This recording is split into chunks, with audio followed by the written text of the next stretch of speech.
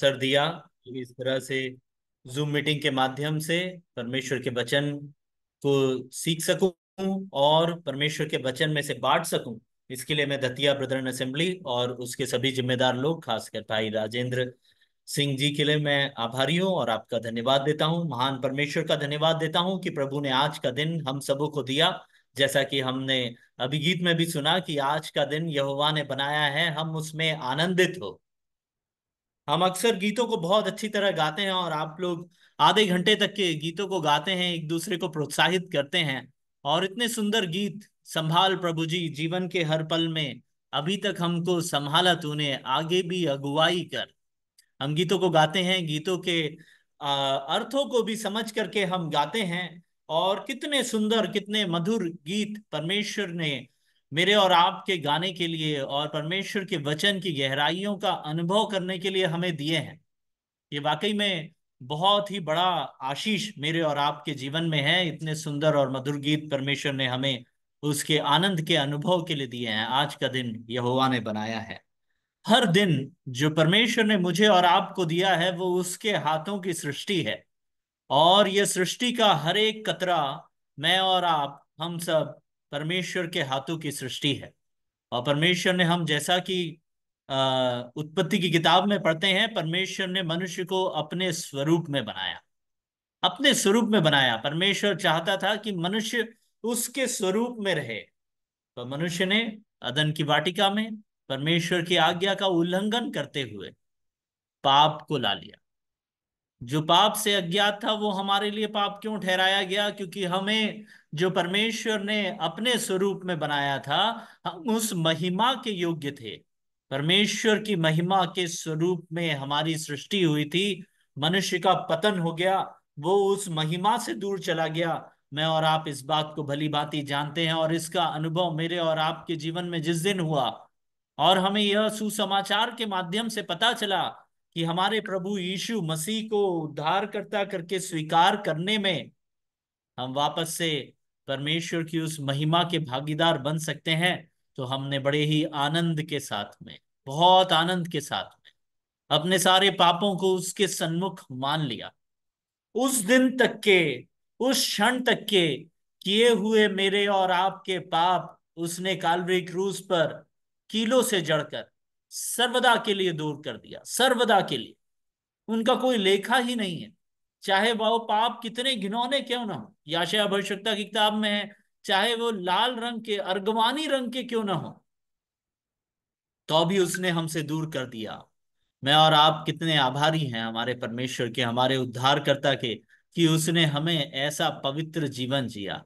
पतरस की पत्री में हम पढ़ते हैं, तुम भी पवित्र बनो क्योंकि तुम्हारा बुलाने वाला पवित्र है। उसने मुझे और आपको जिस बुलाहट में बुलाया है, देखिए बहुत ध्यान से इस बात को हम ध्यान रखें अपने मसीही जीवनों में, कि परमेश्वर ने मुझे और आपको जिस बुलाहट में बुलाया है ना, उसका अर्थ क्या है? उसका अर्थ क्या है? उसका अर्थ यह है कि आपको अगर कहीं पर में शादी का न्योता मिले, कहीं आपको अगर शादी का न्योता मिले, तो वहां पर में आप दुखी होकर के जाने वाले या रोने वाले स्वरूप में जाएंगे क्या? यानी अगर किसी के यहाँ मृत्यु हो जाए और वहां आपको खबर मिले, वहां आप किस प्रकार से जाएंगे? दुख के साथ में, बहुत विनम्रता के साथ में, बहुत ही सोबर माइंडेड होकर के, जहां पर मैं किस सांत्वना देने के एक मन से, भारी हृदय के साथ, है ना। हमारा उस उस बुलाहट के प्रति हमारा प्रतिकार कैसा होगा? बहुत विनम्रता का होगा, सोबर होगा। और वहीं अगर कोई हमें कोई शादी के समारोह में बुला ले, तो हमारा जो प्रतिकार है उसके प्रति वो एकदम ही विपरीत होगा, बहुत ही अलग होगा उससे। ठीक उसी प्रकार से हमें इस बात की गंभीरता को समझना है कि परमेश्वर ने हमें अपनी पवित्र बुलाहट में बुलाया है। तो वहां हमें किस प्रकार से जाना है? मेरा और आपका मसीही जीवन प्रतिदिन का 365 दिन, 12 महीने, 30 दिन, 24 घंटे, हर एक क्षण पवित्रता की उस बुलाहट का प्रतिकार करने वाला एक मसीही जीवन होना बहुत जरूरी है। क्यों? क्योंकि मेरा और आपका बुलाने वाला पवित्र है, उस वो पाप से अज्ञात है। कितनी अद्भुत बात है। अगर कोई आपसे यह पूछे कि आप मसीही क्यों हैं, तो मेरा सबसे पहला उत्तर यह रहता है, क्योंकि मेरा बुलाने वाला पवित्र है। पवित्रता मेरे परमेश्वर के सिर का ताज है, मेरे प्रभु यीशु मसीह के सिर का ताज है। वो चाहता है कि मैं भी उसी के समान पवित्र बनूं। संसार में 33.5 वर्ष जी करके उसने पवित्रता का जीवन जीने का एक आदर्श, एक पद चिन्ह, मेरे और आपके लिए एक नमूना छोड़ के चला गया। उस नमूने का अनुकरण करने की कोशिश उसके चेलों में से लेकर के, पतरस पौलुस से लेकर के आज के जमाने तक के मैं और आप जो उसकी शिष्यता में आगे बढ़ने का निरंतर प्रयास कर रहे हैं, हम सब उसी नमूने के आचरण के लिए, उसी के अनुकरण के लिए लगे हुए हैं। और परमेश्वर ऐसा करने की सामर्थ मुझे और आपको बहुत आयत से दे। मैं एक कहानी बता करके आज का सभा को शुरू करूंगा, और परमेश्वर आज की इस वचन के बांटे जाने में अपनी आशीष बहुतायत से उड़ेले, और ये मेरे लिए और आपके लिए भी पवित्रता का मसीही जीवन जीने की बहुत बड़ी एक शिक्षा रहे। और इसके द्वारा हम अपने जीवन में और भी अधिक पाप से दूर होते चले जाएं, पाप से समझौता करने वाले नहीं, पर पाप से दूर होने वाले हम बनते चले जाएं। इसकी अगुवाई परमेश्वर की आत्मा मुझे और आपको दे। इस प्रार्थना के साथ में हम शुरू करेंगे। परमेश्वर ने एक और अवसर दिया है, उसको एक घटना के साथ में मैं बताना चाहूंगा। एक पिता था जो कि आर्मी से रिटायर्ड था। एक पिता था, उसका एक बेटा था। छोटा बच्चा जब वो था तो 4 साल की उम्र से उसने उसको ट्रेनिंग देना चालू किया कि किस प्रकार से कोई विपरीत परिस्थिति आ जाए तो अपने आप को बचाने का तरीका। तो उसने उसे एक सीटी खरीद के दिया, लाल रंग की सीटी, इमरजेंसी विसिल, है ना। कभी कोई दुर्घटना हो जाए तो ये बजाओगे तो पिता आके आपको बचाएगा। इस प्रकार की एक सीटी उसे खरीद के दिया, और उस बच्चे को कहा कि हमेशा ये सीटी मेरे अपने गले में डाले रहना। जब भी कहीं तुम जाओ, आसपास में कुछ भी खेलो कूदो कुछ भी करो, उस समय ये सीटी को हमेशा अपने गले में डाले रहना। और कभी कोई परेशानी आ जाए, कहीं किसी विपत्ति में पड़ जाओ, तो इस सीटी को जोर से बजाते रहना, तुम्हारा पिता तुम्हें ढूंढ लेगा। बच्चे ने उसकी ट्रेनिंग लिया और वो थोड़ा बड़ा होने लगा। उसका पिता पे बहुत विश्वास था, उसने कई बार ट्राई किया, कहीं गिर गया, सीटी बजाया, थोड़ी देर में पिता आ गया, उसे उठा के ले गया। कहीं कोई दोस्त लोग मारने पीटने लगे, उसने सीटी बजाया, उसका पिता आया, उसे छुड़ा के ले गया। धीरे धीरे धीरे धीरे उसकी वो सीटी की आदत छूटने लगी। और जब वो सीटी की आदत छूटने लगी, एक दिन ऐसा हुआ कि बच्चा उस सीटी को अपने घर में छोड़ करके गया, और रास्ते में जाते जाते एक बड़े गड्ढे में गिर गया। एक बड़े गड्ढे में जब वो गिर जाता है तो वो उस सीटी को बजा नहीं पाता। क्यों? क्योंकि उसके पास वो सीटी है ही नहीं। वो उस सीटी को अपने घर में ही भूल गया। वो अपनी वो सीटी ढूंढता है, जेब में ढूंढता है, सब जगह ढूंढता है, उसे वो सीटी नहीं मिलती। थोड़ी देर बाद उसे पिता की आवाज आने लगती।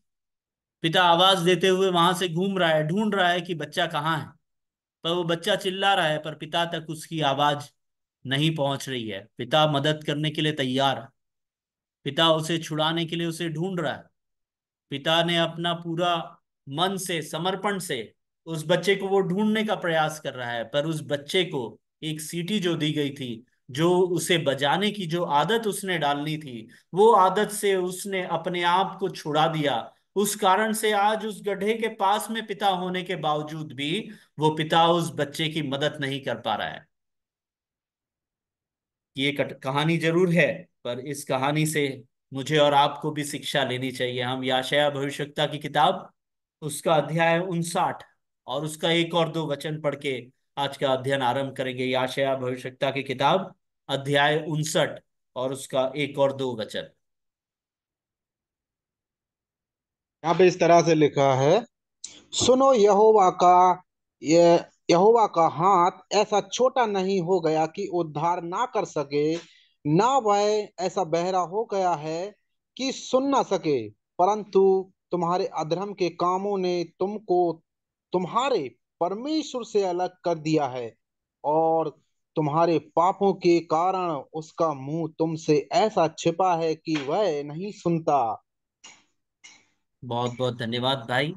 देखिए यहाँ पर मैं यशायाह भविष्यवक्ता यह कह रहा है कि परमेश्वर का हाथ छोटा नहीं हुआ कि वो उद्धार न कर सके, परमेश्वर बहरा नहीं हुआ कि वो सुन न सके, पर क्या हुआ है? दूसरे वचन में लिखा है, तुम्हारे अधर्म के कामों ने तुम्हें परमेश्वर से, तुमको तुम्हारे परमेश्वर से अलग कर दिया है।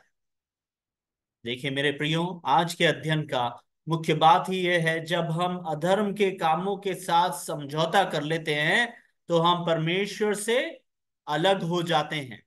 आज के हमारे अध्ययन का विषय यही है कि हम जब पाप से समझौता करते हैं तो हम परमेश्वर से अलग हो जाते हैं। परमेश्वर की सामर्थ्य में कोई कमी नहीं आती, उसके उद्धार का हाथ छोटा नहीं होता, वो सुनना कम नहीं कर देता, पर मेरा अधर्म का काम मुझे परमेश्वर से दूर ले जा लेता है। हमने उस बच्चे के उदाहरण में सुना था कि बच्चे की आदत पड़ गई, उसे स्वयं पर विश्वास होने लग गया, उसने समझौता कर लिया, कभी वो सीटी लेके नहीं जाएगा तो भी चलता है।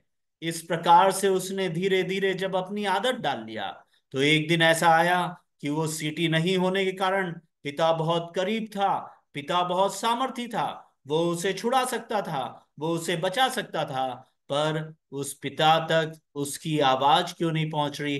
क्योंकि वह पिता से दूर चला गया है। मेरे और आपके जीवन में परमेश्वर कभी हमें नहीं छोड़ता।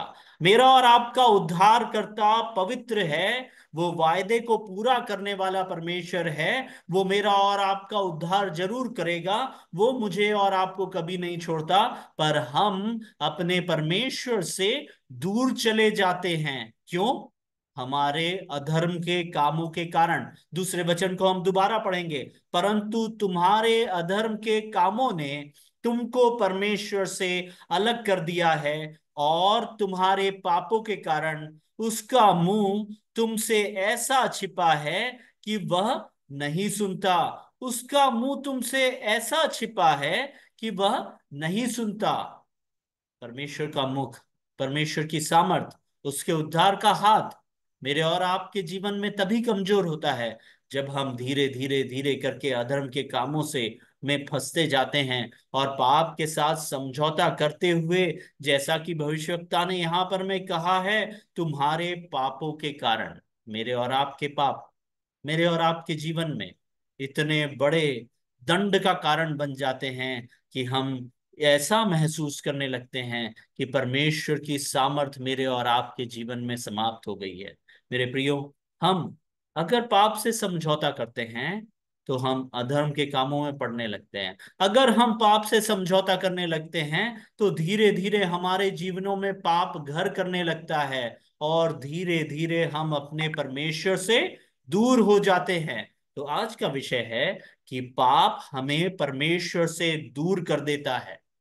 पाप हमें परमेश्वर से दूर कर देता है। पाप से समझौता हमें परमेश्वर से दूर कर देता है। निश्चय है कि मेरा और आपका उद्धार, जो भी उद्धार पाए हैं उनका उद्धार कभी नष्ट नहीं होगा, पर अपने जीवन में परमेश्वर की आशीषें, परमेश्वर के सामर्थ और उसके दिए हुए वरदान जो आपको प्राप्त है, जिन वरदानों का इस्तेमाल करके आप परमेश्वर की उस महिमा को प्राप्त करना चाहिए, आप उस महिमा को प्राप्त करना तो दूर, हम धीरे धीरे परमेश्वर से ही दूर हो जाते हैं। ये बहुत गंभीर बात है, ये बहुत दुख की बात है कि हम इसके बावजूद भी अपने जीवन में पाप से तौबा नहीं करते, पर हम पाप से समझौता करने लगते हैं। परमेश्वर की आत्मा हमें इस बात की शिक्षा दे कि हम पाप से समझौता करने वाले नहीं, पर पाप से तौबा करने वाले बन सके।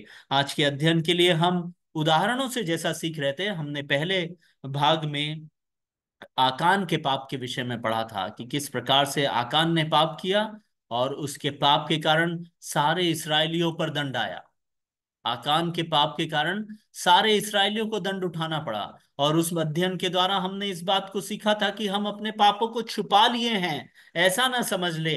हम अपने जीवन में पापों से समझौता ऐसा न कर ले कि हम ऐसा सोचने लग जाए कि किसी ने देखा ही नहीं, मैं तो थोड़ा बहुत कर सकता हूं। इस प्रकार का जब समझौता करते हैं तो हमारे द्वारा हम स्वयं, हमारा परिवार, हमारा समुदाय, सब कुछ श्राप का भागीदार बन जाता है। हमने आकान के पाप के विषय में उस बात को पढ़ा था, और उसका दंड भी हमने पढ़ा था कि किस प्रकार से परमेश्वर ने आकान और आकान के सारे परिवार का सत्यानाश कर डाला था।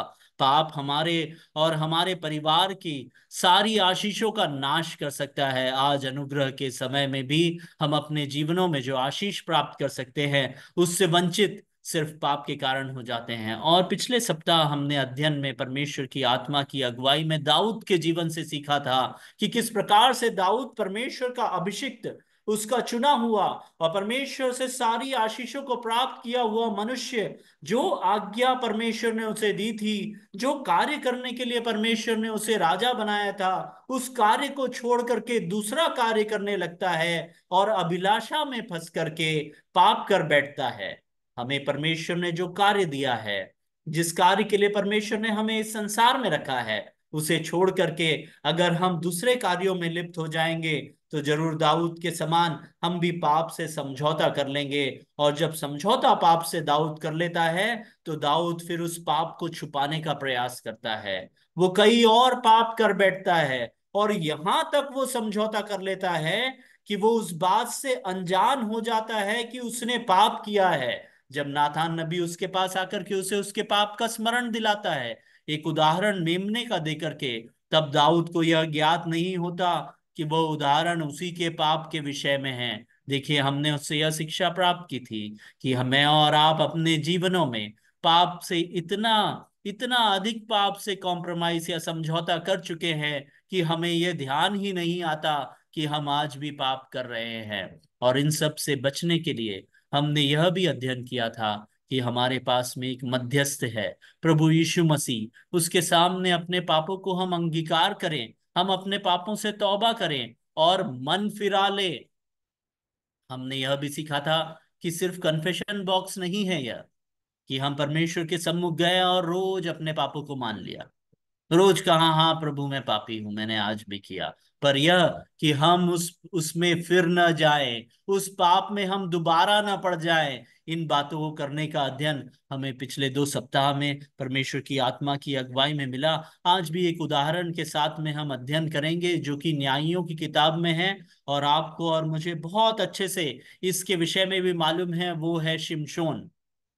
जब मैं छोटा था तो संडे स्कूल में जब भी शिमशोन की कहानी के बारे में बताया जाता तो बहुत आनंदित होता था। मेरा सबसे पहले सुपर हीरोज में से एक था दाऊद, और एक था शिमशोन, और एक था यूसुफ, और एक था दानिएल। ये 4 लोगों की कहानियां सीखने में बहुत आनंद होता था संडे स्कूल में। आज भी बच्चों को जब इस इन कहानियों को सिखाते हैं तो ये बड़े अच्छे सुपर हीरो लगते हैं। पर जब भी शिमशोन की जो कहानी सुनाते थे तो मुझे एक दुख होता था। मुझे लगता था कि यार इतना बड़ा शूरवीर, इतना बड़ा योद्धा, ये कैसे अंत इसका कितना खराब हो गया। मेरे और आपके जीवन में भी परमेश्वर की आशीषें बहुतायत से दी गई है। परमेश्वर ने अपनी आशीषें भरपूर रखी है, वरदानों से हमें लैस किया है, ताकि परमेश्वर अपनी योजना मेरे और आपके मसीही जीवन के द्वारा पूरा कर सके।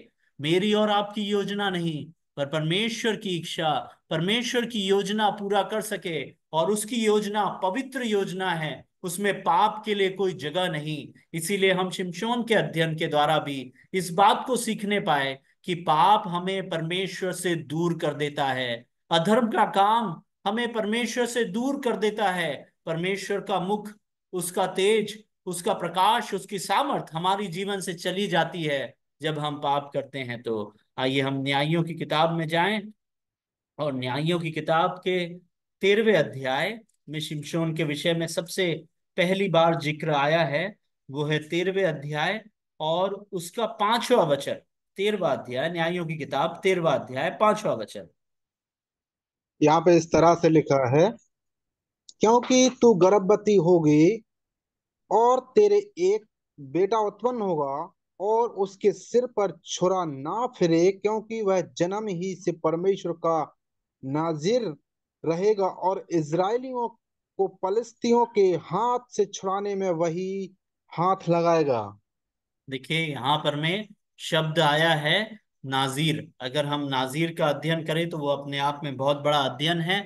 मैं आपको उसे एकदम साधारण शब्दों में अगर कहें तो परमेश्वर का अभिषिक्त, उसका चुना हुआ, पवित्र, अलग किया हुआ, परमेश्वर का चुना हुआ और अलग किया हुआ। आप सिर्फ इतना समझ लीजिए, बाकी उसके अध्ययन में बहुत समय हम नहीं देंगे। यहाँ पर मैं परमेश्वर की योजना, शिमशोन के पीछे परमेश्वर की योजना, मैं एक और बार आपसे कहूंगा कि हम जब इस अध्ययन को करें तो हम शिमशोन को न सीखे, हम शिमशोन के माध्यम से अपने आप को उस जगह पे रख के देखें, शिमशोन की जगह। मेरे और आपके जीवन में भी इसी प्रकार से परमेश्वर की योजना है। मेरे और आपके उद्धार के समय, उद्धार के कई वर्षों पूर्व, इससे पहले कि मैं माता के गर्भ में रचा गया, तूने मुझे चुन लिया है। हम, मेरा परमेश्वर, आपका परमेश्वर, हमारा उद्धार करता, उसने एक योजना के तहत मुझे और आपको चुना है। और वो योजना क्या है? यहाँ पर में लिखा है कि तू गर्भवती होगी, तेरा एक बेटा उत्पन्न होगा, और उसके सिर पर छुरा न फिरे। बाकी सब लोगों के सिर पे छुरा फिरता है, शिमशोन के सिर पर छुरा नहीं फिरना है। और वो परमेश्वर का नाजीर होगा, और जन्म ही से परमेश्वर का नाजिर रहेगा, और इसराइलियों को पलिश्तियों के हाथ से छुड़ाने में वही हाथ लगाएगा। ऐसा नहीं लिखा कि इसराइलियों को पलिश्तियों के हाथ से वही छुड़ाएगा। इसराइलियों को पलिश्तियों के हाथ से तो परमेश्वर यहोवा ही छुड़ाएगा।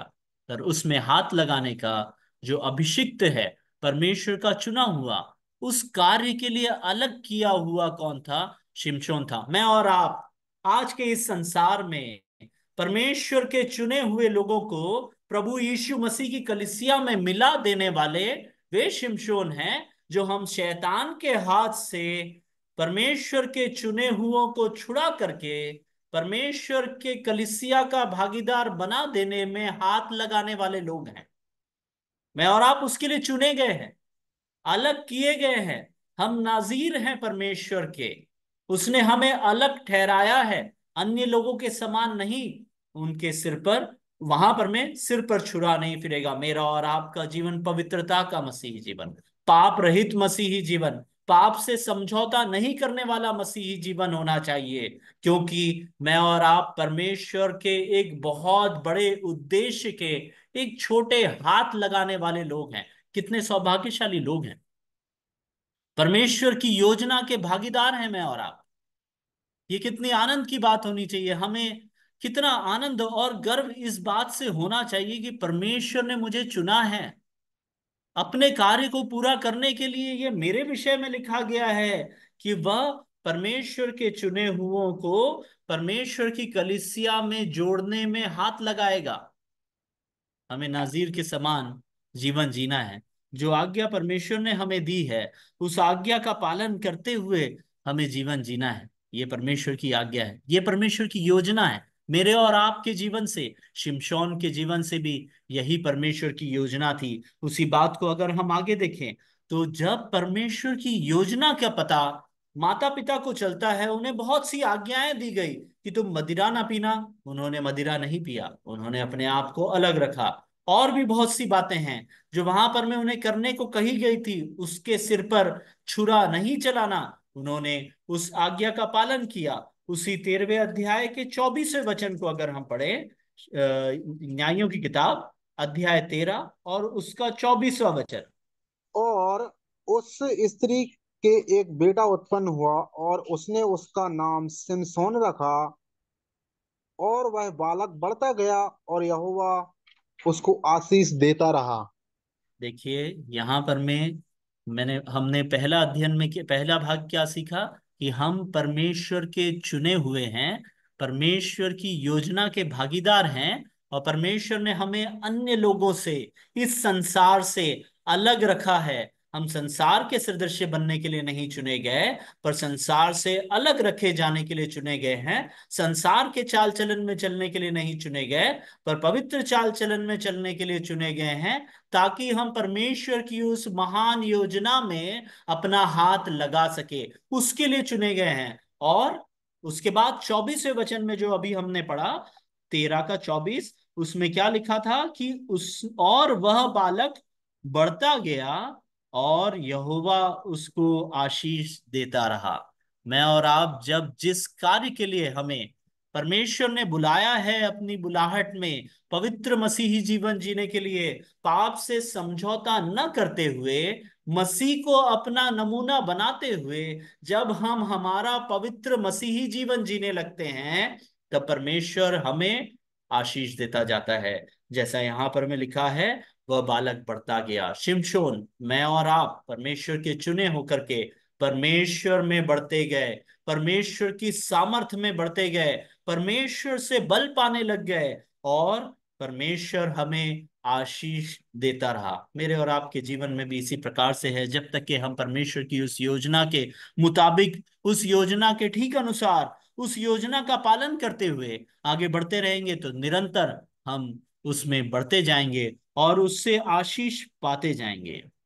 पर बालक बढ़ता गया, बढ़ता गया, बढ़ता गया। फिर बालक ने अपने जीवन में अपनी इच्छाओं को करना चालू किया, पाप के साथ समझौता करना चालू किया। परमेश्वर ने उसको बहुत सामर्थी बनाया।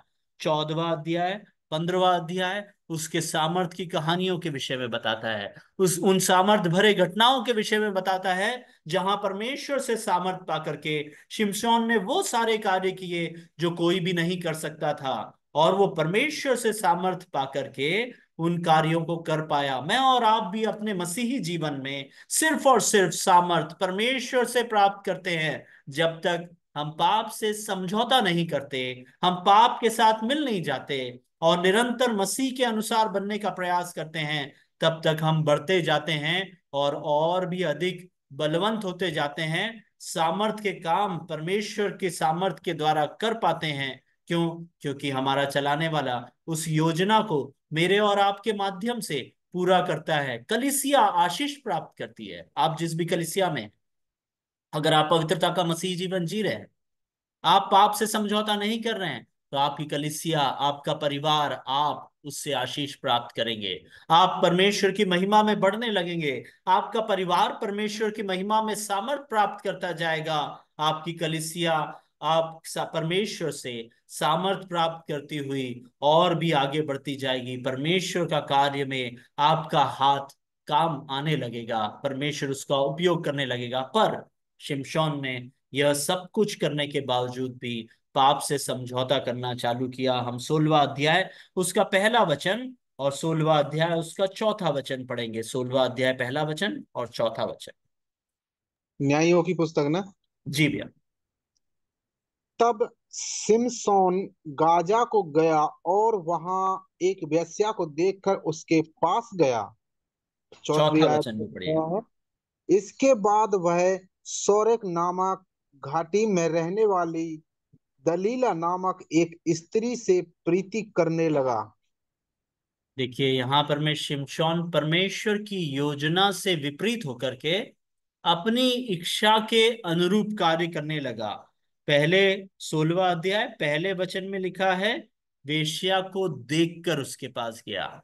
देखिए, हम अभिलाषाओं की ओर खिंच जाते हैं, हमें लोभ हो जाता है जब हम आंखों से कोई चीज को देखते हैं और उसकी अभिलाषा करने लगते हैं, और हम पाप को जन्म देने लगते हैं। शिमशोन ने अपने जीवन में वही किया। उसने उस वेश्या को देखा और वह उसके पास गया। उसने अपने जीवन में पाप के साथ समझौता करना शुरू किया। वो उसकी शुरुआत थी। पर चौथे वचन में जब हम पढ़ते हैं, तो वो शुरुआत बढ़ गई और वो आगे चला गया और आगे बढ़ गया। और चौथे वचन में लिखा है कि वह दलीला नामक एक स्त्री से प्रीति करने लगा। उसे परमेश्वर ने बुलाया था अलग होने के लिए। उसे परमेश्वर ने सामर्थ दिया था। वह आशीष प्राप्त करता हुआ बढ़ने लगा था। उसके द्वारा परमेश्वर ने कई सामर्थी कार्य कर रहा था।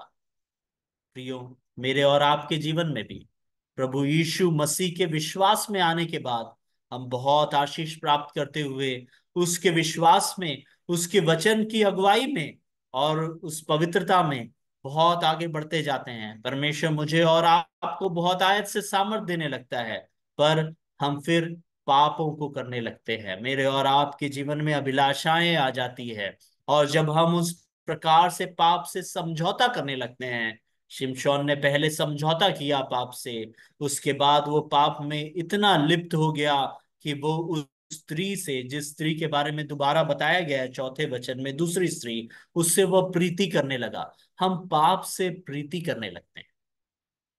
ये बहुत गंभीर बात है। हम पहले तो पाप को देखते हैं, एक कदम आगे बढ़ते हैं, थोड़ा थोड़ा पाप करना चालू करते हैं। कुछ समय बाद ऐसा होता है कि हम पाप से प्रीति करने लगते हैं। हम पाप के बगैर रह ही नहीं सकते। वो अभिलाषा जो है, वो गर्भवती होकर पाप को जन्म दे देती है ना। और हम उससे अलग ही नहीं हो पाते, हमारा उससे लगाव हो जाता है। पाप से समझौता इसी को कहते हैं। जब हम इस बात को भूल जाएं कि मेरी और आपकी बुलाहट पवित्र है, और मैं और आप अगर अधर्म और पाप के काम करेंगे तो हम अपने परमेश्वर से दूर हो जाएंगे, इन बातों को भूल जाते हैं और हम अपने परमेश्वर से दूर होने को चुन लेते हैं, और हम पाप से प्रीति करते हुए उसके करीब आ जाते हैं। मेरे और आपके जीवन को हमें जांचना टटोलना दिन प्रतिदिन जरूरी है। जैसा कि मैंने दोनों सभाओं में, ये दोनों मीटिंग्स में कहा था कि हमें प्रतिदिन की प्रार्थना में इस बात का जांच करना बहुत आवश्यक है कि क्या मैं पाप से प्रीति करने लगा हूं, क्या क्या मैंने उससे इस प्रकार का समझौता कर लिया है कि मेरा एक लगाव हो गया है पाप से। उस आदत को मैं छोड़ ही नहीं पा रहा हूं। मैं नहीं जानता कि आपकी क्या आदत है, मैं सिर्फ अपनी आदतों के बारे में जानता हूं। परमेश्वर मेरी और आपकी दोनों की आदतों को आज जान रहा है, वो देख रहा है, और वो दुखी है, वो आपसे दूर है। आपके गले में वो जो सीटी है उसे बजाना आपको पड़ेगा। परमेश्वर की सामर्थ अपने जीवन में अगर प्राप्त करना है तो शिमशोन के समान हम न बन जाए, पर परमेश्वर की आज्ञा के अनुसार, उसकी उस पवित्रता के अनुसार हम अपने जीवनों में करने पाए। ऐसा परमेश्वर हमको सामर्थ करे। और इस अध्ययन को जल्दी से आगे बढ़ा करके फिर हम और आगे जाएंगे। इसीलिए इसका अगर हम देखें, शिमशोन ने क्या किया।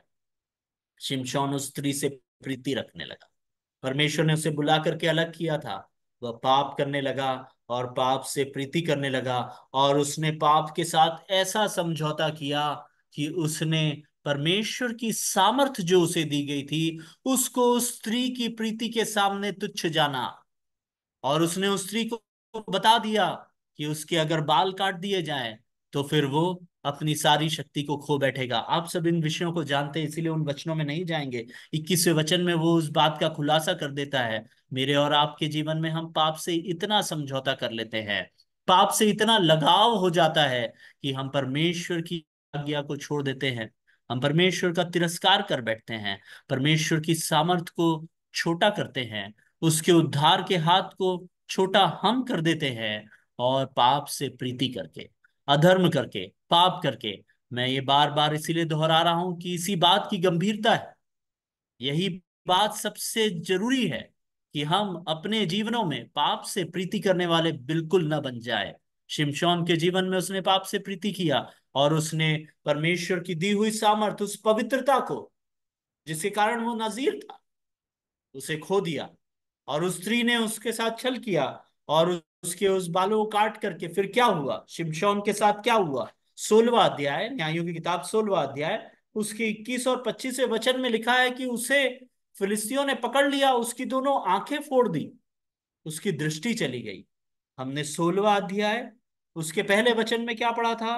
वहां जाकर उसने एक वेश्या को देखा, जो उसकी देखने की जो शक्ति थी, जिसके द्वारा वो खिंचा चला गया था, उसको उससे छीन लिया। मेरा परमेश्वर जो है, मुझे और आपको बहुत सा सामर्थ देता है। हम अपने जीवनों में बहुत से पाप करते हैं, और हम अनुग्रह के काल में जी रहे हैं, इसीलिए हम पर उतनी दंड नहीं पड़ता जैसा शिमशोन को तुरंत दंड पड़ गया। तो मेरे और आपके जीवन में हो सकता है कि हम तुरंत दंड के भागीदार नहीं बन पा रहे हैं, इसीलिए हमने पाप से और भी अधिक प्रीति कर लिया है। अगर तुरंत दंड पड़ने लग जाए तो मैं और आप पाप से इतनी प्रीति ना करें, बहुत भय मानेंगे शायद परमेश्वर का। मैं इन भागों से इसीलिए बार बार जोर दे रहा हूं कि हम वाकई में परमेश्वर का भय माने, अधर्म के कामों से, पाप से हम फिर जाएं, उससे प्रीति रखना छोड़ दे। 25वें वचन में उस लिखा है कि उसे तमाशा दिखाने वाला बना दिया। वो शिमशोन जो दूसरों का तमाशा बना देता था, जो परमेश्वर की सामर्थ से सारे फिलिस्तियों को डरा के रखा था, वो शिमशोन फिलिस्तियों के लिए तमाशबीन बन गया, एक जोकर बन गया, जिसे देख करके लोग ठट्टों में उड़ाने लग गए। मेरे और आपके जीवन में मुझे और आपको जानना यह जरूरी है कि परमेश्वर ने मुझे और आपको किस कार्य के लिए बुलाया है। उसने अपने राज्य की बढ़ोतरी के लिए पवित्र मसीही जीवन जी करके पाप से समझौता न करते हुए उसके कार्य को करने के लिए बुलाया है। क्या मैं और आप पाप से प्रीति करके, अपने सामर्थ को खो करके, परमेश्वर के सामर्थ से दूर होकर के, क्या दूसरों के लिए तमाशा बन गए हैं क्या? मुझे और आपको अपने जीवनों में झांक करके देखना और टटोलना जरूरी है कि पाप से समझौता करने का परिणाम कितना गंभीर है, कितना गंभीर है कि हम दूसरों के बीच में एक तमाशे का कारण बन जाए। शिमशोन बन गया क्योंकि उसने पाप से प्रीति कर लिया, उसने पाप से समझौता कर लिया। मैं और आप भी अगर इसी प्रकार से करते रहेंगे तो हो सकता है हम पर दंड हो रहा है और हम दूसरों के सम्मुख एक तमाशे का कारण है, उसके बावजूद भी हम उसे जान नहीं पा रहे हैं। दाऊद के समान हम इस बात से अनजान हो गए हैं और अपने पाप में जीवन में चलते जा रहे हैं।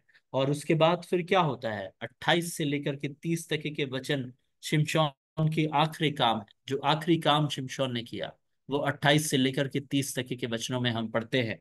उसमें हमारे सीखने के लिए बहुत कुछ है। वहां पर में शिमशोन क्या करता है? 28वां वचन, शिमशोन ने यह कहकर यहोवा की दुहाई दी। देखिए, शिमशोन जानता था कि उसकी सामर्थ उससे नहीं। शिमशोन जानता था कि वो परमेश्वर का अभिषिक्त है। मैं और आप भी पाप जरूर कर रहे हैं मेरे और आपके जीवन में, पर उसके बावजूद भी परमेश्वर की आत्मा बार बार मुझे और आपको चेतावनी दे रही है कि हम इस प्रकार से पाप में हैं और हमारा जो उद्धार करता है उसके द्वारा ही मेरा और आपका छुटकारा हो सकता है। शिमशोन जानता था कि सामर्थ प्रभु की ओर से है, वही सामर्थी है। इसीलिए उसने क्या किया? जब वो तमाशे का कारण बन गया, जब लोग उसे ठट्टों में उड़ाने लगे, तब उसने यहोवा की दुहाई दी। मेरे और आपके जीवन में आज भी समय है कि हम पाप से प्रीति करना छोड़ दे, हम अपने परमेश्वर की दुहाई देने लग जाए कि हे प्रभु, तू देख मैं किस प्रकार से पाप से प्रीति करने लग गया हूं, मुझे इसमें से छुड़ा दे। शिमशोन क्या कहता है? हे प्रभु यहोवा, मेरी सुधि ले।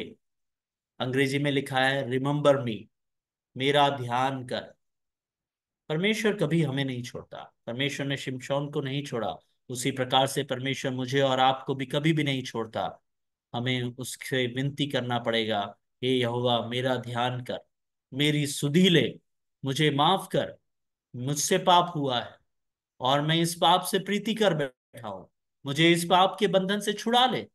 यह निवेदन मुझे और आपको भी शिमशोन के समान परमेश्वर से निरंतर करना चाहिए।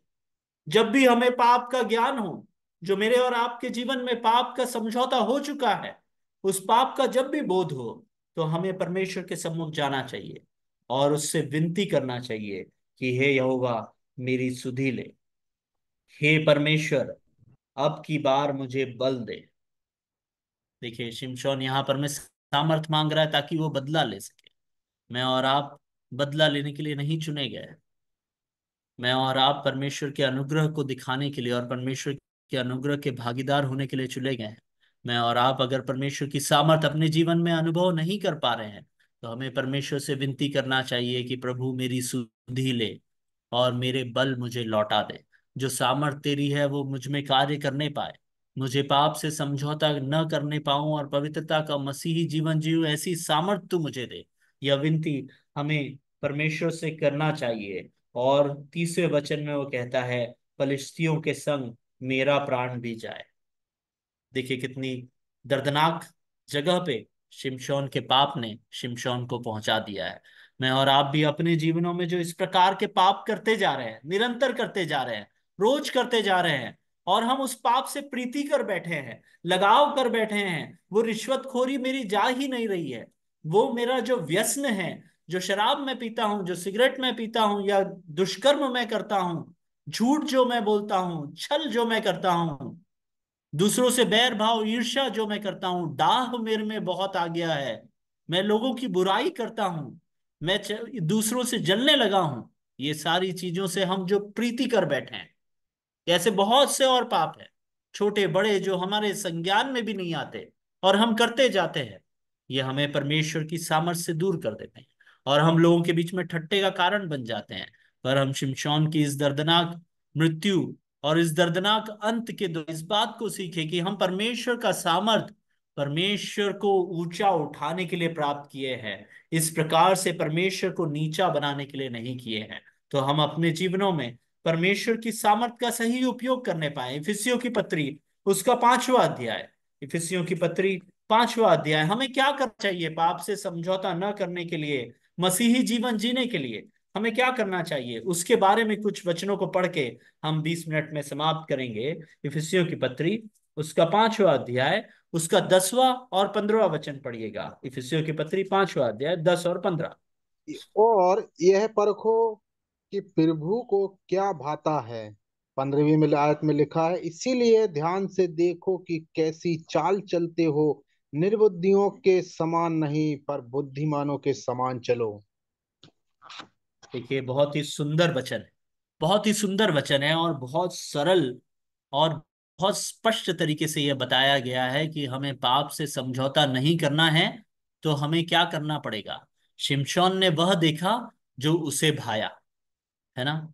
शिमशोन हम 16वें अध्याय में देखते हैं कि उसने वेश्या को देखा और वो उसके पास गया। 16वें अध्याय 4थे वचन में पाते हैं वो दलीला से प्रीति करने लगा। शिमशोन ने वह देखा जो उसे भाया, उसे क्या पसंद है वह चीज के पीछे शिमशोन हो लिया। मैं और आप अपने मसीही जीवन में इसी प्रकार से उन्हीं चीजों का पीछा करते हैं जो मुझे पसंद है, जो करना मुझे अच्छा लगता है, जो करना मेरे परिवार को अच्छा लगता है, जो करना मेरे आसपास के समुदाय को अच्छा लगता है, उन चीजों के पीछे हो लेते हैं। हम ये नहीं देखते कि क्या वो परमेश्वर को पसंद है क्या। मैं और आप अपने जीवनों में जो कदम उठा रहे हैं, मैं अक्सर ये कहता हूं कि कभी भी कोई चीज का करने का अगर निर्णय ले लिया, जैसे मान लीजिए आपका पड़ोसी आपके खिलाफ कुछ कर रहा है और आप उसके खिलाफ कुछ करने का निर्णय ले लियो कि आज तो इसको मैं बता ही दूंगा, आज इसको सुधार के ही मानूंगा। तो उस समय क्या आप इस प्रकार से प्रार्थना कर सकते हैं क्या, हे प्रभु आज इसको बर्बाद कर दे, आज इसको खत्म ही कर। या कलिसिया में किसी दूसरे विश्वासी से आपका कोई अनबन हो गई है, तो क्या आप प्रभु से इस प्रकार से प्रार्थना कर सकते हैं क्या, बर्बाद कर प्रभु इसको, आज तो अच्छा सबक सिखा दे प्रभु, मैं तेरे से प्रार्थना करता हूं। आप इस प्रकार की प्रार्थना ही नहीं कर पाएंगे, क्योंकि आप जब उस प्रार्थना करने को बैठेंगे आपको समझ में आएगा ये प्रभु का स्वभाव नहीं है, ये मेरा स्वभाव है, ये प्रभु को नहीं भाता है, ये मुझे भाता है। आप उन्हीं कार्यों को करिए अपने जीवन में। देखिए इस बात पे गौर कीजिए, आप उन्हीं कार्यों को करिए अपने जीवन में जिनको करने की सामर्थ्य के लिए प्रार्थना आप परमेश्वर से मांग सके। आज फलाने की गाड़ी का टायर पंचर हो जाए, जब वो जाए तो इस प्रकार से प्रार्थना क्या हम परमेश्वर के सम्मुख कर सकते हैं क्या? हम करते हैं, बच्चे लोग करते हैं, बहुत बार करते होंगे, हमने भी किया होगा हो सकता है। पर परमेश्वर के स्वभाव से यह मेल नहीं खाता। जो चीजों की प्रार्थना हम परमेश्वर से कर सकें उन्हीं चीजों को करें, तो आप अपने जीवन में बहुत से कुकर्म करने से बच जाएंगे, बहुत से गलत कामों को करने से बच जाएंगे। यहां पर में क्या लिखा है, 10वें वचन में हमने पढ़ा था, यह परखो कि प्रभु को क्या भाता है। मसीही जीवन में अगर पाप से समझौता नहीं करना, और मैं और आप क्या कह रहे हैं, मैं मसीही हूं, यानी मैं उसी का अनुकरण कर रहा हूं, किसका? मसीह का, जो कि पवित्र है। तो फिर हमें क्या करना है? पहले क्या करना पड़ेगा? यह जानना पड़ेगा कि उसे क्या भाता है। हमें मालूम ही नहीं कि परमेश्वर को यह सही लगता है कि गलत लगता है, हम वचन ही नहीं पढ़ रहे, बाइबल का अध्ययन नहीं कर रहे, और उस वचन की सेवकाई जो कलीसिया में हो रही है उसमें जाकर के सो रहे हैं, या उसमें अपना ध्यान नहीं लगा रहे, परमेश्वर के वचन का मनन नहीं कर रहे। तो मैं और आप इसको किस प्रकार से जान पाएंगे कि परमेश्वर को क्या भाता है? पाप से दूर रहने के लिए, पाप से समझौता न करने की सामर्थ पाने के लिए सबसे पहला कदम यह है कि हमें यह पता चले कि परमेश्वर को क्या भाता है। परमेश्वर को क्या भाता है वही हमने करने का प्रयास करना चाहिए। 15वां वचन वही कहता है, इसीलिए ध्यान से देखो कैसी चाल चलते हो। अगर हम जान लेंगे, पहला स्टेप है जान लेना कि परमेश्वर को क्या भाता है। दूसरा स्टेप है, जो परमेश्वर को भाता है वैसी चाल चलना। यह बात एकदम स्पष्ट है, बहुत सिंपल है, पर करने में बहुत ही कठिन, बहुत ही कठिन। मुझसे करने में बहुत तकलीफ जाती है, आपको भी जाएगी अपने जीवनों में। पर वही तो परमेश्वर मुझसे और आपसे चाहता है। इसीलिए तो वह कहता है कि एक मार्ग है जो सकरा है, मैं और आप उस सकरे मार्ग में से होकर जा रहे हैं।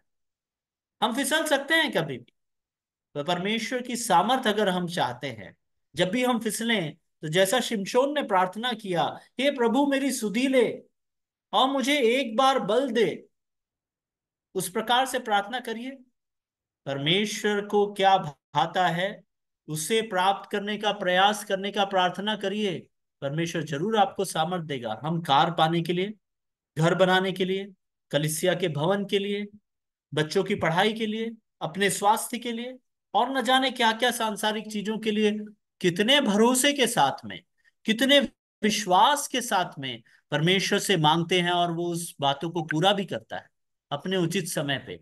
तो जो परमेश्वर को भाता है उस कार्य को करने के लिए अगर हम परमेश्वर से मांगेंगे, तो उस चाल चलन में चलना वो सिखाएगा। पहला स्टेप, परमेश्वर को क्या भाता है जाने।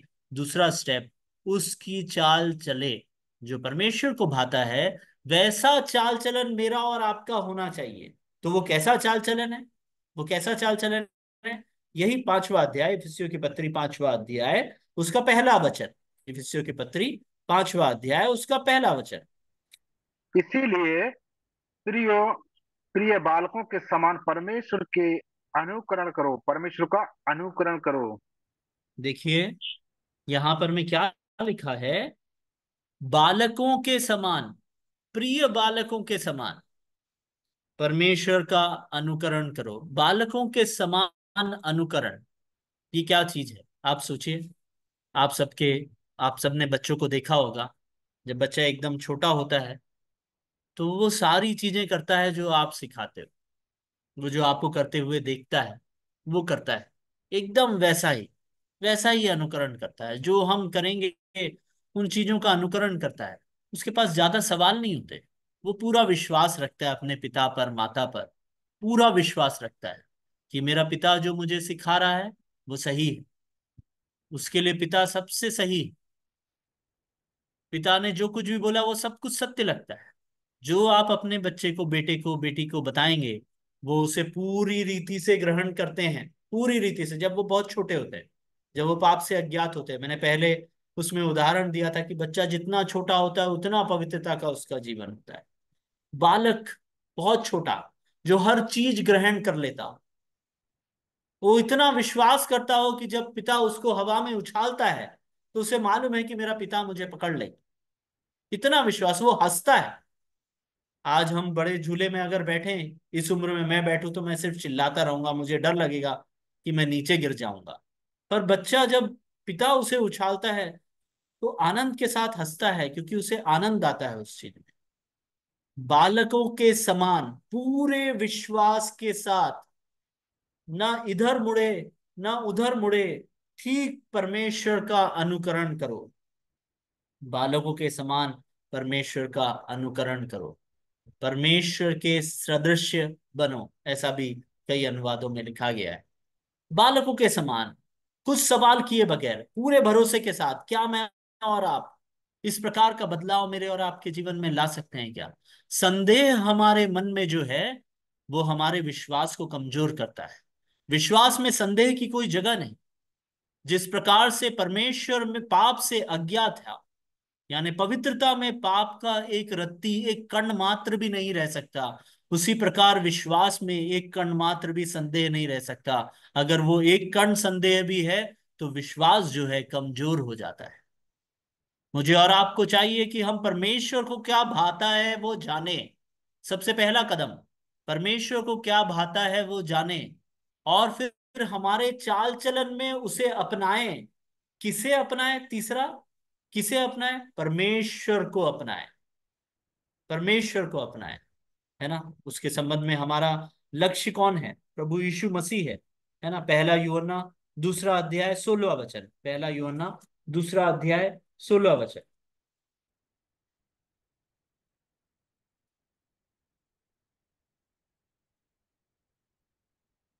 मैं पढ़ता हूं, क्योंकि जो कुछ संसार में है, अर्थात शरीर की अभिलाषा और आंखों की अभिलाषा और जीविका का घमंड, वह पिता की ओर से नहीं परंतु संसार ही की ओर से है ना। और 17वां वचन इस प्रकार से है, संसार और उसकी अभिलाषाएं दोनों मिटते जाते हैं, जो परमेश्वर की इच्छा पर चलता है वह सर्वदा बना रहेगा।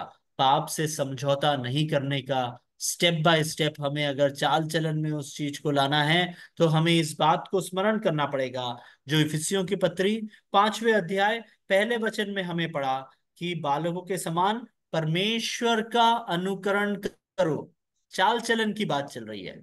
चाल चलन किसके समान होना चाहिए मेरा और आपका? यीशु मसीह के समान, परमेश्वर के समान। इसीलिए उसके साथ में मिलाकर के जब हम पहला यूहन्ना 2:16 को पढ़ते हैं, तो क्या लिखा है? संसार का चाल चलन, यानी जो चाल चलन में और आप आज भी चल रहे हैं, वो क्या है? संसार का चाल चलन क्या है? कि जो कुछ संसार में है, अर्थात शरीर की अभिलाषा, पहली चीज। जीविका का घमंड, मैं कुछ तो हूं, मैंने बहुत कुछ प्राप्त कर लिया, मेरी कलीसिया बड़ी है, मेरा घर बहुत बड़ा है, मेरा बिजनेस सबसे ज्यादा फैला हुआ है, मैं तो ट्रेन में सफर ही नहीं करता, फ्लाइट में ही जाता हूँ। जीविका का घमंड, मेरे बच्चे बहुत होशियार हैं, मेरे बच्चों के समान होशियार कोई है नहीं, मेरी पत्नी बहुत होशियार है, मेरा पति सबसे ज्यादा कमाने वाला है। इस प्रकार की कई कई चीजें, जीविका का घमंड इसमें आ जाती है। वह पिता की ओर से नहीं परंतु संसार ही की ओर से है। इस प्रकार का पाप से समझौता क्या मैं और आपने कर लिया है क्या? जो चीजें संसार की ओर से है उसका अनुकरण कर रहे हैं, या परमेश्वर का अनुकरण कर रहे हैं? ये मेरे और आपके लिए एक सवाल है। शिमशोन के जीवन से इस बात को हमने सीखा, जब तक वह परमेश्वर का अनुकरण करता रहा, वो आशीष को प्राप्त करता रहा, वो बढ़ता चला गया। परमेश्वर ने उससे सामर्थ्य के काम कराया, 30 पलिश्तियों को मार गिरवाया, और लोमड़ियों के पूंछ में आग लगा करके उसने कितना बड़ा वहां पर में कार्य किया। इस प्रकार से कितने कार्य सामर्थ्य के मेरे और आपके द्वारा, परमेश्वर विश्वास में बने रहने के कारण, प्रभु का अनुकरण करते हुए जीवन में चलने के कारण, निर्बुद्धियों के समान नहीं परंतु बुद्धिमानों के समान चाल चलने के कारण परमेश्वर ने किया। पर उसके बावजूद भी हम संसार की चाल चलन में चले जाते हैं और हम पाप से समझौता कर लेते हैं। और वो समझौता इतना बढ़ जाता है कि वो प्रीति का रूप ले लेता है, प्रेम का रूप ले लेता है, फिर उसको अलग किया ही नहीं जा सकता। परमेश्वर ने हमें बुलाया अलग होने के लिए, और हम फिर जाकर के जुड़ गए हैं पाप के चाल चलन में, संसार के पीछे हो लिए है। मेरे और आपके जीवन में हमें संसार के सदृश नहीं बनना है। रोमियो की पत्री 12वें अध्याय में लिखा है, संसार के सदृश न बनो। संसार हमेशा एक सांचा लेके घूमता है, एक सांचा है। सदृश्य बनना, इस बात पे अगर हम ध्यान दें तो उसका अर्थ क्या है? परमेश्वर के सदृश्य बनो, संसार के सदृश्य न बनो। परमेश्वर का सदृश्य यानी एक सांचा है, मान लीजिए एक गोल सांचा है, तो परमेश्वर हमें गोल आकार में बनाना चाह रहा है। वो परमेश्वर के सदृश्य मान लेते हैं, गोल आकार। और संसार का ढांचा जो है वो चौकोर है, और हम चौकोर ढांचे में अगर ढल जाएंगे तो क्या परमेश्वर की समानता में आ पाएंगे? गेंद गोल घूम करके कहीं भी चली जाएगी, चौकोर चीज को आप डालोगे तो वो जा ही नहीं पाएगा कहीं, वो वहीं अटक जाएगा। आप सोच के देखिए, अगर आप गेंद का रूप है आपका, तो आपको कहीं से भी डाल दिया तो आप कहीं तक के भी चले जाएंगे, बहुत आसानी से गोल गोल घूमते हुए अपने जगह पे पहुंच जाएंगे। पर वहीं अगर चौकोर कोई चीज है तो घूम के कितनी दूर तक जाएगी? थोड़े दूर तक जाके गिर जाएगी। संसार के सदृश्य अगर हम बनेंगे, तो परमेश्वर की जो योजना मेरे और आपके जीवन में, उसके सामर्थ्य को आपके जीवन के द्वारा प्रदर्शित करने की योजना है, वो आप पूरा नहीं कर पाएंगे, आप गिर जाएंगे। और परमेश्वर का वो सामर्थ आप में पूरा नहीं हो पाएगा, वो योजना पूरी नहीं हो पाएगी, जैसा शिमशोन के साथ में हुआ, और बहुत ही दर्दनाक अंत उसके जीवन में हुआ। और हम इसी भाग को अगर देखें, जो कि 13वें वचन में लिखा, 15वें वचन में लिखा था, क्या लिखा है? निर्बुद्धियों के समान नहीं पर बुद्धिमानों के समान चलो। 16वां वचन कहता है, अवसर को बहुमूल्य समझो क्योंकि दिन बुरे हैं। 17वां वचन लिखता है, इस कारण निर्बुद्धि ना हो, पर ध्यान से समझो कि प्रभु की इच्छा क्या है, निर्बुद्धियों के समान नहीं।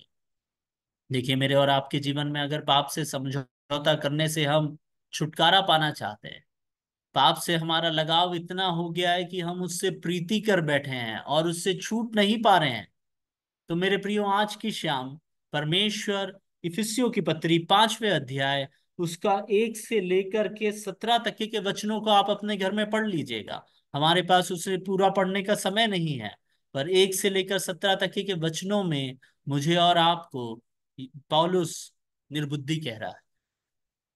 अगर हम परमेश्वर की इच्छा को जान करके उस पर नहीं चल रहे हैं, तो वो कहता है, इस कारण निर्बुद्धि न हो, पर ध्यान से समझो कि प्रभु की इच्छा क्या है।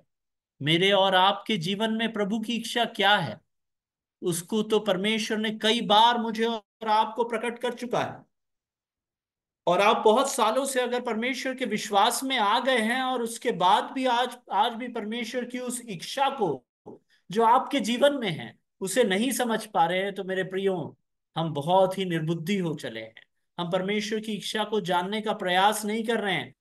और 1 यूहन्ना 2 के 16 में जो चाल चलन बताया गया है, संसार का चाल चलन, हम उससे प्रीति कर बैठे हैं। और इतनी प्रीति कर बैठे हैं कि हम भूल गए हैं कि हम पाप से समझौता करें हैं। हम परमेश्वर की पवित्रता से समझौता नहीं किए हैं। हमें यह स्मरण रखना है कि परमेश्वर ने हमें पवित्रता की बुलाहट में बुलाया है, पाप की बुलाहट में नहीं बुलाया है। हमें आनंद के साथ में अपने आप को पवित्र करते हुए उसके सम्मुख अपने आप को समर्पण करना है। पर हम शिमशोन के समान दूसरी चीजों को देख करके, उन अभिलाषाओं में पड़ करके, सांसारिक कार्यों में लिप्त होकर के पाप से समझौता कर बैठते हैं और परमेश्वर की सामर्थ्य से दूर चले जाते हैं। हमने यशायाह भविष्यद्वक्ता की किताब उसके 59वें अध्याय उसका 1 और 2 वचन में पढ़ा था कि हम क्या पाप कर देते हैं। हम पाप के द्वारा परमेश्वर से अलग हो जाते हैं और हमारे पाप के कारण उसका मुंह हमसे छुप जाता है। मेरे प्रियो, आज की शाम परमेश्वर मुझसे और आपसे यही कह रहा है, और यह वचन मेरे लिए भी, कि मैं उस बच्चे के समान न बन जाऊं जिसने पाप से ऐसा समझौता कर लिया जिसकी आदत से वो चला गया। हमें परमेश्वर का पवित्र जीवन जीने की आदत चली गई और संसार के कार्यों में हम ऐसे लिप्त हो गए और ऐसे लिप्त हो गए कि हम परमेश्वर की सामर्थ को अपने जीवन में अनुभव नहीं कर पा रहे हैं और हमारा परमेश्वर हमसे दूर हो गया है। हमें यशायाह भविष्यद्वक्ता की किताब का वह वचन हमेशा स्मरण दिलाए कि उसका उद्धार का हाथ छोटा नहीं हुआ है, ना ही उसके कान में सुनने की कोई कमी है। हम उसी वचन को पढ़ के एक और बार समाप्त करेंगे। सुनो, यहोवा का हाथ ऐसा छोटा नहीं हो गया कि उद्धार न कर सके, न वह ऐसा बहरा हो गया है कि सुन न सके, परंतु तुम्हारे अधर्म के कामों ने तुमको तुम्हारे परमेश्वर से अलग कर दिया है और तुम्हारे पापों के कारण उसका मुंह तुमसे ऐसा छिप गया है कि वह नहीं सुनता। शिमशोन के जीवन में यही हुआ।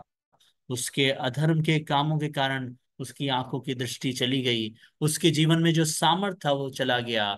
उसे एक अलगाव का जीवन जीना था, उससे प्रीति करे बगैर वो संसार से प्रीति कर बैठता है। और वो संसार से प्रीति उसके जीवन के सारे सामर्थ, सारी आशीषें उससे छीन लेती है और अंत में वो एक दर्दनाक अंत की ओर उसे लेकर के जाती है। मेरे और आपके जीवन में परमेश्वर का अनुग्रह बहुत आयत से हम अनुभव करते हैं। हम पाप से समझौते करने वाले न बने, पर परमेश्वर से एक प्रीति रखने वाले, उसके सदृश्य बनने वाले, जैसा कि इफिसियों की पत्री 5वें अध्याय पहले वचन में लिखा था, प्रिय बालकों के समान परमेश्वर का अनुकरण करने वाले बनो। और इस बात को जानो कि परमेश्वर को क्या भाता है। सिर्फ उन्हीं चीजों को करने का प्रयास करो अपनी चाल चलन में, नहीं तो परमेश्वर अपने न्याय के दिन में मुझे और आपको निर्बुद्धि कहेगा और कहेगा कि तूने मेरी इच्छा जानने का प्रयास नहीं किया, पर संसार की इच्छा को जान के उसके साथ समझौता करते हुए पाप में जीवन जिया, और उसका दंड हम परमेश्वर से प्राप्त करेंगे। इन कार्यों को करने की गंभीरता और उसकी सामर्थ जिस प्रकार से शिमशोन ने मांगा, उस प्रकार से हम निरंतर विनती करते हुए परमेश्वर से मांगे, उसके सामने घुटने टेके अपने पापों को अंगीकार करे, उन पापों से फिर जाए और परमेश्वर से कहे, प्रभु तू मुझे इसकी सामर्थ दे, जैसा शिमशोन ने कहा, एक बार मुझे बल दे, एक बार मेरी सुधि ले प्रभु। उसी प्रकार से दिन प्रतिदिन करने के लिए और उसकी पवित्रता में, अलगाव के जीवन में, पाप से दूर रह करके वाले जीवन में जीने की सामर्थ परमेश्वर मुझे और आपको दे। परमेश्वर के नाम की महिमा हो। एक और बार कलीसिया के सभी लोगों को मैं धन्यवाद देना चाहता हूं कि इस प्रकार का अवसर आपने मुझे दिया, और परमेश्वर का भी धन्यवाद देना चाहता हूं कि परमेश्वर ने इस सामर्थ दी कि इन वचनों से आपके साथ में बांटने पाऊं। परमेश्वर के नाम की महिमा।